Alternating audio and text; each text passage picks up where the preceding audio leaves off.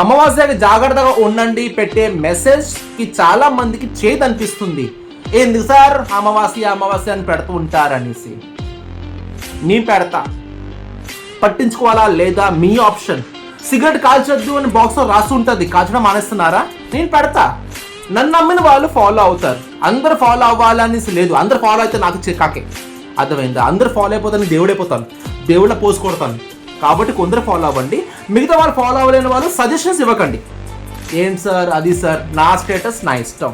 Coming to the point, yes అమావాస్యకి బయటికి నేను వెళ్ళను, వర్క్ కూడా చేయను, ఏ ప్రొఫైల్ యాక్సెప్ట్ చేయను. నా పాపకి ఈజ్ డ్రాయింగ్ కాంపిటీషన్ స్కూల్లో, పంపిద్దాం రెడీ అయ్యాం కానీ పళ్ళు కదిలిపోయింది. ఎఫెక్ట్ పంపించలేదు. షీ ఈజ్ అట్ హోమ్, మా ఆడముఖం వేసుకుంది. Anyways what ever it may be, please family ఉండేవాళ్ళు, ఫ్యామిలీ లేని వాళ్ళు కూడా, పేరెంట్స్ ఎవరైనా కానీ, పిల్లగా ఉంది కదా కొంచెం డేస్ నక్షత్రాలు నమ్మేవాడిని, అమావాస్య పౌర్ణమికి కేర్ఫుల్గా ఉండండి. ఓకేనా? బాయ్ చెప్పు. కేర్ఫుల్గా ఉండండి. నమస్తే. ఇది నా టీషర్ట్. బాయ్.